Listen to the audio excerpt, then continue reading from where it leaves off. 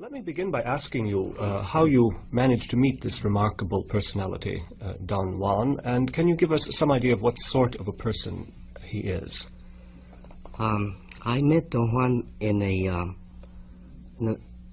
rather fortuitous manner. I was doing at the time, in 1960, I was collecting ethnographic data on the use of medicinal plants among the Arizona Indians. And a friend of mine, who was my guide on that enterprise, knew about Don Juan. He knew that Don Juan was a very learned man in the use of plants, and he intended to introduce me to him, but we never got around to do that. One day, when I was about to return to Los Angeles, we happened to see him at a bus station, and my friend went and talked to him, and then he introduced me to the man, and I began to tell him that my interest was plants, and that especially about peyote, because somebody had told me that this old man was very learned in the use of peyote. And we talked for about 15 minutes while he was waiting for his bus, or rather I did all the talking. And he didn't say anything at all. He kept on staring at me from time to time. And that made me very uncomfortable, because I didn't know anything about peyote. And he seemed to have seen through me. After about 15 minutes, he got up and said that perhaps I could come to his house sometime where we could talk with more ease. And he just left. And I thought that the attempt to meet him was a failure, because I didn't get anything out of him. And my friend thought that it was very common to get a reaction like that from the old man, because he was very eccentric. But I returned again, or perhaps a month later, and I began to search for him. I didn't know where he lived, but I found out later where his house was, and I came to see him. At first, I approached him as a friend. I like, for some reason, I liked the way he looked at me at the bus depot. There was something very peculiar about the way he stares at people, and he doesn't stare. Usually, he doesn't look at anybody straight in the eye, but sometimes he does that, and it's very remarkable. And it was more that stare which made me go to see him than my interest in anthropological work. So I came various times, and we developed a sort of friendship. He has a great sense of humor, and that eased the things up. About how old a man was he when you met him? Oh, he was in his late 60s, or 69 or something. Hmm. Now, you identify him in the book as a brujo. Can you give us some idea of what this means, and to what extent Don Juan is connected, if at all, with some sort of an ethnic background, a tribal background, or is he pretty much of a lone wolf? The word brujo is the Spanish acception, and it could be translated in various ways. In English, could render a sorcerer or witch, medicine man, or herbalist or curer. And of course the technical word shaman. Don Juan does not relate or does not define himself in any of those ways. He thinks of himself that perhaps he is a man of knowledge. That's the term he uses, he uses man of knowledge. A man of knowledge. Or one who knows. He uses that interchangeably. And as far as his tribal allegiances, I think he the Juan is very much, I think his emotional ties are with the Yaquis of Sonora, since his father was a Yaqui from one of the towns in Sonora, one of the Yaqui towns. But his mother was from Arizona. Thus he has sort of a divided origin, which makes him very much a marginal man. Then at the present, he has family in Sonora, but he doesn't live there. He lives there part of the time, perhaps. Does he have any formal livelihood? How does he earn his way in the world? I wouldn't be able to discuss that. Rather, I don't think that I could at the moment. Now, one point I'd like to clear up. It's something that I wondered about as I read the book. The book consists in large part of recordings of your own experiences in using the herbs and mushrooms and so on, and that Don Juan introduced you to, and then long conversations with Don Juan. How were you able, just as a technical problem, how were you able to keep track of your experiences over such a long period of time? How were you able to record all of this? It seems difficult, but since one of the items of the learning process is a recapitulation of whatever you experienced, in order to remember everything that happened, I had to make mental notes of all the steps, of all the things that I saw, all the events that occurred during the states of, let's say, expanded consciousness or whatever. And then it was easy to translate them into writing after, because I had them all meticulously filed, sort of, and in my mind. That's as the experience itself goes. But then the questions and answers, I simply wrote them down.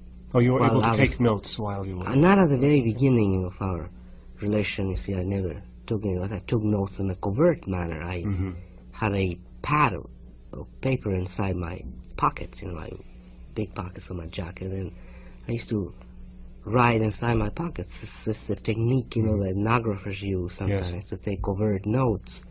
And then, of course, you have to work very hard to decipher what you're written. Yes. But it has to be done very quickly, see, very fast.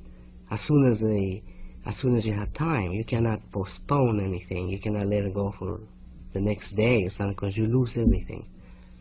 Since I think I work compulsively, I was capable of writing down everything that took place very, very shortly after the events themselves. I must say that many of the dialogues are extremely fascinating documents. Don Juan, as you record his remarks, has a certain amount of eloquence and imagination. Well, one say it's very. He's very artful with the use of words, and he thinks of himself as a talker, although he doesn't like to talk. But he thinks that talking is his predilection, as other men of knowledge have other predilections, like movement, balance. His is talking. Thus it was my good fortune to find a man that would have the same predilection that I have. Now, one of the things that's most impressive about the book is the remarkable chances that you seem to have taken under Don Juan's tutelage. That is, he introduced you to various chemical substances, some of which clearly, I suppose, could have been fatal if they had not been used carefully. How did you manage to work up sufficient trust in this man to down all of the concoctions that he put before you? The way the book's presented, it seems to heighten some sort of dramatic sequence, which is, I'm afraid, not true in real life. There are enormous gaps in between in which ordinary things took place that are not included. I didn't include it in the book because they did not pertain to the system I wanted to portray. So I just simply took them away, you see, and that means that the gaps between those very height states, you know, whatever it is, since they are removed, it seems that it's a continuous crescendo, this kind of sequence leading to a very dramatic solution. But in real life, it was a very simple matter because it took years in between. It took months. Months passed in between them, and in the meantime, we did all kinds of things. We even went out hunting. He told me how to trap things. I said traps were very old ways of setting out traps, and how to catch rattlesnakes. And he told me how to prepare rattlesnakes, in fact. And so that eases up, you see, the distrust or the fear. I see. So there was a chance for you to build up a tremendous amount of confidence in this. Yes, we spent a lot of time together, and then he never told me what he was going to do, anyways. And by the time I realized, I was already too deep into the event to turn back. Now, the heart of the book, at least as far as my reading was concerned, certainly the most fascinating part of the book, has to do with your experiences with what you term non-ordinary reality. And many of these experiences, as you recount them, have a great deal of cogency to them. That is, they are experiences that seem to come very close to demonstrating the validity of practices like divination. And then on the other hand, you have experiences that at the time seem to have been tremendously vivid experiences of flight and of being transformed into various animal forms. And often you suggest a sense of some ultimate revelation taking place.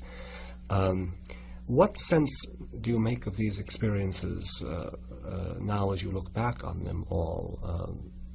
What seems to have been valid about them, and how was Don Juan, do you feel, able to seem to control or predict what these experiences would be?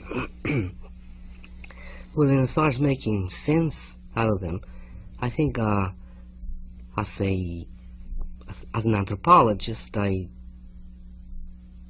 could, the way I have done it, I could use them as grounds for set up let's say, a problem in anthropology. What do you mean by that? How does a shaman like Don Juan code stimuli?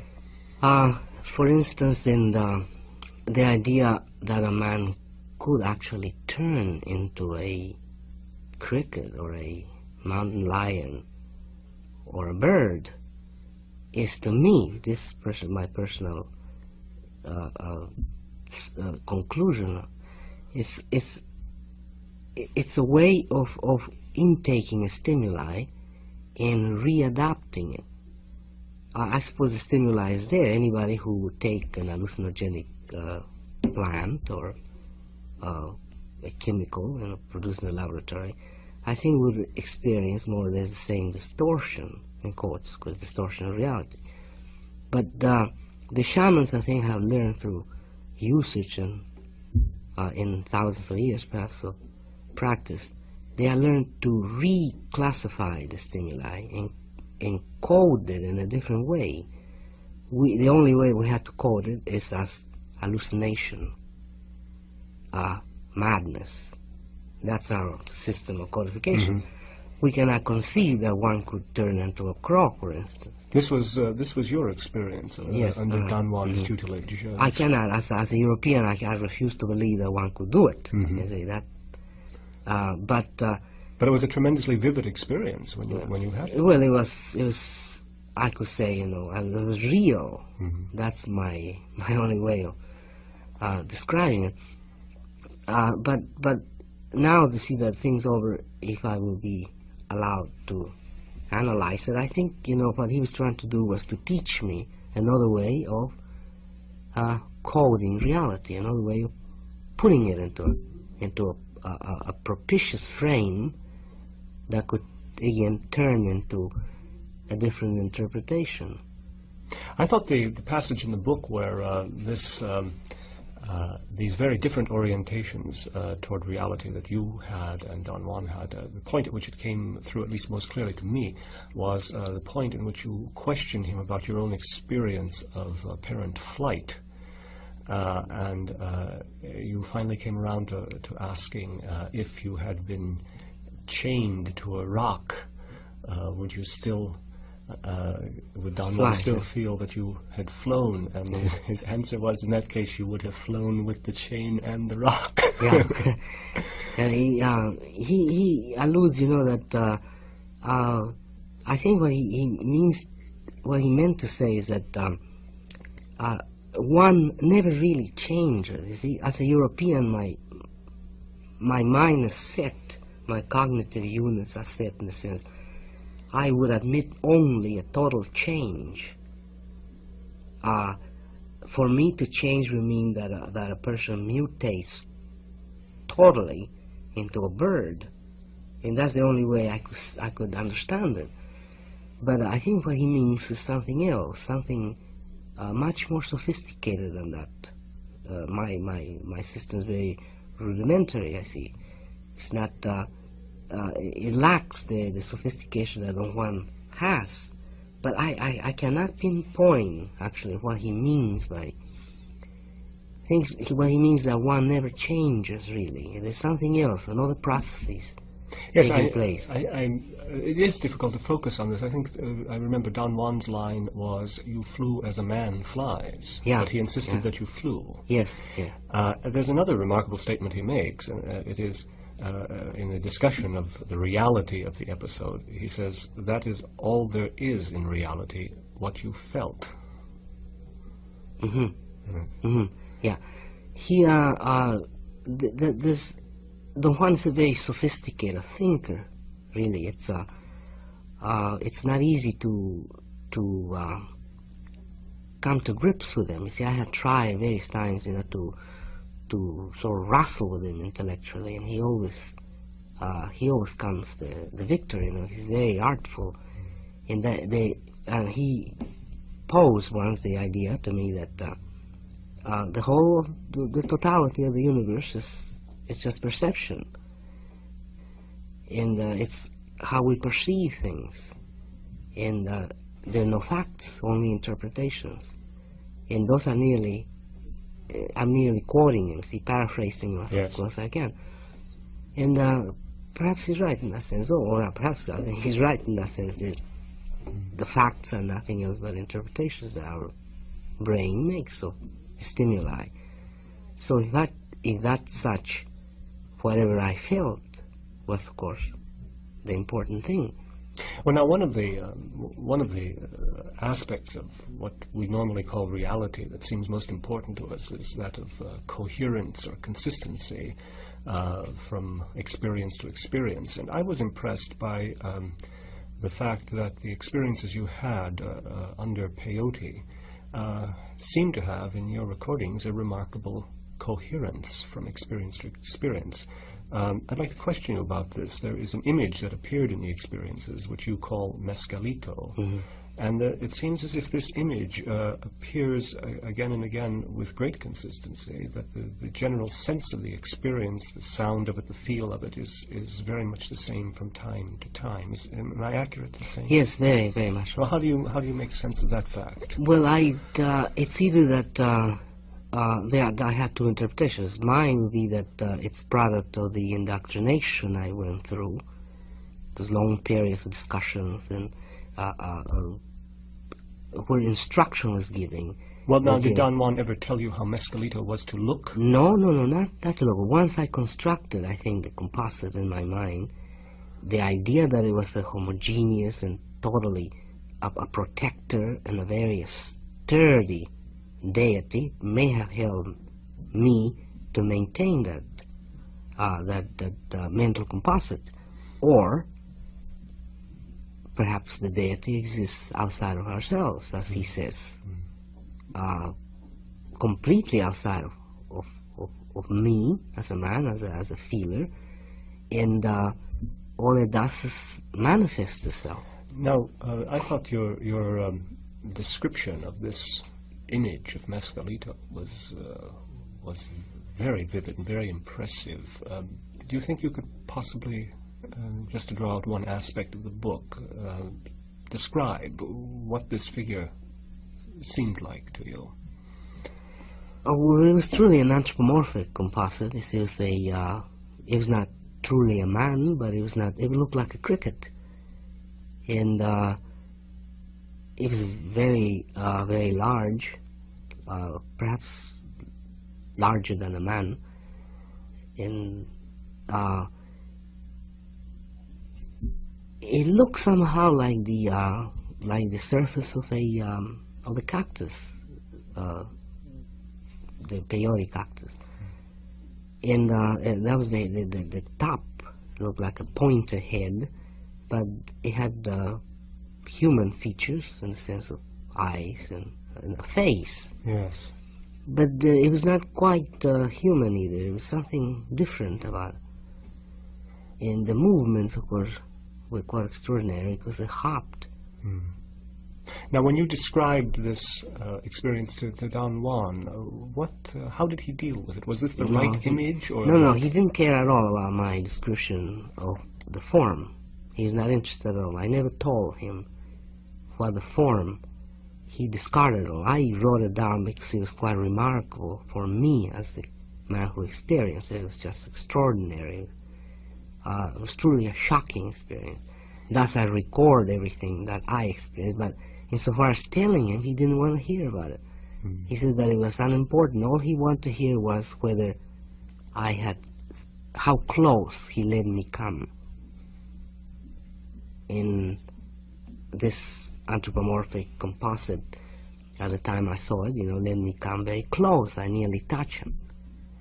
And that, in Don Juan's system, I suppose, was a very good turn. And he was interested in knowing whether I was frightened or not. And I was very frightened. Mm-hmm. But insofar as the form, he never made any comment, or he didn't even show any interest in. I'd like to ask about one particular set of experiences.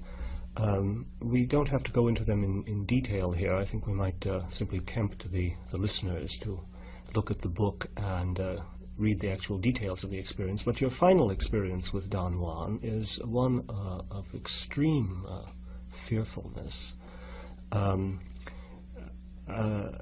Why do you think he led you into this final situation, at least final in your relationship with him, in which, he very literally seemed to scare the hell out of you? What was the purpose of that? It seemed almost, as you recorded, it seemed at points almost deliberate cruelty. What do you think he was up to when he did that? When he had, previous to that last experience, or right before it, he taught me some position that it's proper of shamans to adopt at moments of great crisis, at the time of their death, perhaps. It's a form that they would adopt, and it's something that they would use. It's a sort of validation. It's the signature, let's say, that or they prove that they have been men. Before they die, they will face their death and do this dancing, and then they will yell at death and die. And I asked them, why would be so important? Since we all want to die, what difference does it make whether we dance or we cry or we scream or yell or run? And he felt, that the question was very stupid, because by having a form, a man could validate his existence. He could really reaffirm that he was a man, because essentially that's all we have. The rest is unimportant. At the very last moment, you see, the only thing that a man could do was to reassert that he was a man. So he taught me this form. And in the course of the event, this very frightening set of circumstances or actions, I was forced nearly to exercise this form and use it. It brought a great amount of vigor to me. And the event ended up there, successfully, in quotes. I was successful in perhaps staying away from death or something like that.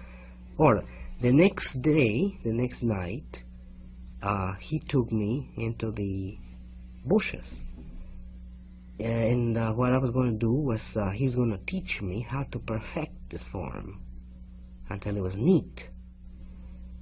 And in the course of teaching me, I found myself alone.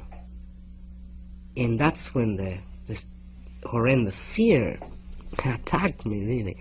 And I think what he had in mind was for me to use this form, this position, this posture that he had taught me. And he deliberately scared me, I suppose, in order for me to test that. I see. And that was my failure, of course, because I really succumbed to fear.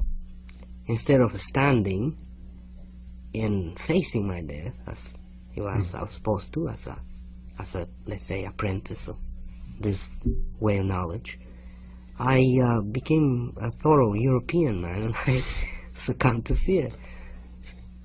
How did things actually end then between you and Don Juan?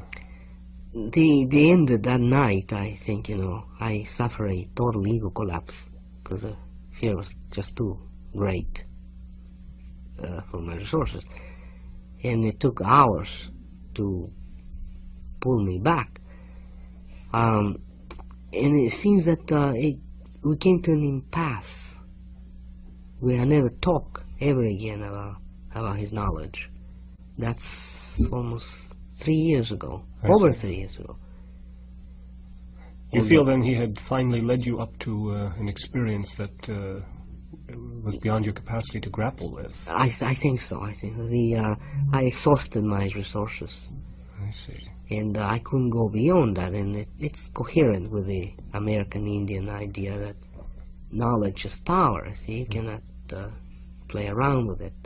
And every new step, say, is a trial, and you have to prove that you're capable of going beyond that.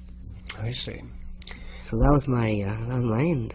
Yes, and yet over the 6-year period, Don Juan led you through a great number of terribly trying and difficult experiences. Yeah, I should say I would, but he does not think that I have that I'm finished by some, I don't know, for some strange reason. He has never acted as though I'm through. He always thinks that it's this period of clarification. Did he ever make it really clear to you what it was about you that led him to select you for this vigorous process? Guides his acts by indications, by omens. If he sees something that is extraordinary, some event that he cannot incorporate into his possibly his categorization scheme, if it doesn't fit in it, he calls it a portentous event or an extraordinary event, and he considers that to be an omen. When I first took that cactus, Fort Williams, the peyote, I played with a dog. It was a very remarkable experience in which this dog and I understood each other very well. And that was interpreted by Don Juan as an omen that the deity Mezcalito, peyote, had played with me, which was an event that he had never witnessed in his life. Nobody has ever, in his knowledge, nobody has ever played with the deity, he told me. Thus, it was extraordinary, and something was pointing me out, and he interpreted us that I was the right person to transmit his knowledge, or part of it, or whatever. Well, now, after spending 6 years in apprenticeship to Don Juan, may I ask what difference this great adventure has made to you personally? Well, he has certainly has given me a different outlook in life. It's enlarged my sense of how important today is, I suppose. I think, you know, I have I'm the product of my socialization. Like any other person of the Western world, I have lived very much for tomorrow all my life. I sort of saved myself up for another great future, something of that order. And it's only it was only with the terrible impact of Don Juan's teachings that I came to realize how important it is to be here now. And it renders the idea of entering into states of what I call non-ordinary reality, instead of disrupting the states of ordinary reality, they render them very meaningful. I didn't suffer any disruption or any disillusion with what goes on today. I don't think it's a farce. While I could say that I would have tended to think that it was a farce before, I thought that I was disillusioned, and I was an artist. So I did some work in art, and I felt, you know, that something was missing with my time. Something was wrong. But as I see it, you know, there's nothing wrong today. I cannot conceive what's wrong anymore, because it was vague to begin with. I never thought exactly what was wrong, but I alluded that it was a great area, that it was better than today, and I think that has been dispelled completely. I see. Do you have any plans of ever seeking out Don Juan again? No, I see him as a friend. I see him all the time. You still do? Yes, I do. I'm with him. I have been with him lots of times since the last experience I narrate in the book. But as far as seeking his teachings, I don't think I would. I sincerely think that I don't have the mechanics. One final question. You make a heroic effort in the book to make sense of Don Juan's worldview. Do you have any idea of whether Don Juan took any interest or takes any interest in your worldview, the one you're calling that of a European man? Well, no, I think he's versed. Don Juan's very versed in what we, the Europeans, stand for. He's not handicapped in that sense. He makes use. He's a warrior, and he makes use of his. He sets his life as a strategic game, and he makes use of everything that he can. He's very versed in that. My effort to make sense of his world is it's my own way of, let's say, paying back to him for this grand opportunity. I think if I don't make the effort to render his world as a coherent phenomena, he'll go by the way he has for hundreds of years as a nonsensical activity, when it is not nonsensical. It's not fraudulent. It's a very serious endeavor. Yes. Well, the outcome of your experiences with Don Juan is a really fascinating book. After reading it myself, I can certainly recommend it to the Pacifica audience. It is an adventure in a very different world than we ordinarily live in. I'd like to thank you, Mr. Castaneda, for making this time available to talk about the book and about your adventures. This is Theodor Rozak. Thank you.